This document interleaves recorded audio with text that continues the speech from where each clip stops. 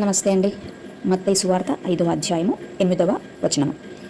హృదయ శుద్ధి గల వారు ధన్యులు, వారు దేవుని చూచెదరు అని స్వయంగా యేసుక్రీస్తు వారే ఈ వాక్యము మనకు అనుగ్రహించాడు. అయితే హృదయము ఎలా శుద్ధి అవుతుంది, అసలు ఏ విధముగా ఈ హృదయము పాడైపోయింది అని మనం ఆలోచిస్తే, ఆదికాండంలో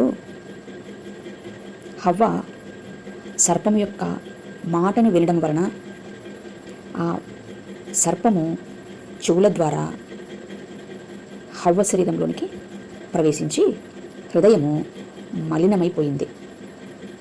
ఇప్పుడు మానవుడి యొక్క మనస్సు ఈ సర్పమునకు లోబడి సర్పము యొక్క స్వభావమునకు పనిచేస్తూ ఉంది. కాబట్టి మానవుడి యొక్క హృదయంలోనే ఉన్నటువంటి దేవుడిని మానవుడు గ్రహించలేకపోతున్నాడు.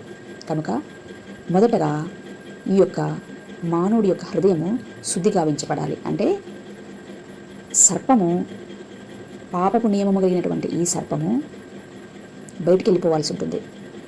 ఇప్పుడు మానవుడు చేయాల్సిన పని ఏమిటి అంటే, పాపపు నియమము కలిగినటువంటి ప్రాణమును ఎవడైతే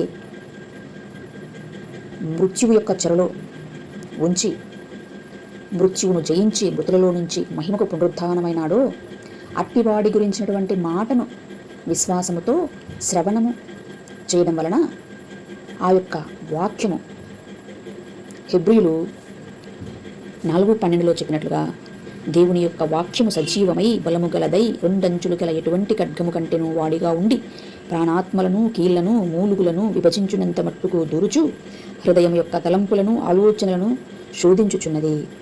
ఇక్కడ దేహ స్వభావానికి తండ్రి అయినటువంటి పాపపు నియమము కలిగినటువంటి ఈ యొక్క సర్పమును పడద్రోయడానికి క్రీస్తు గురించినటువంటి మాటను వినడం అనేది ఒకటే మార్గం.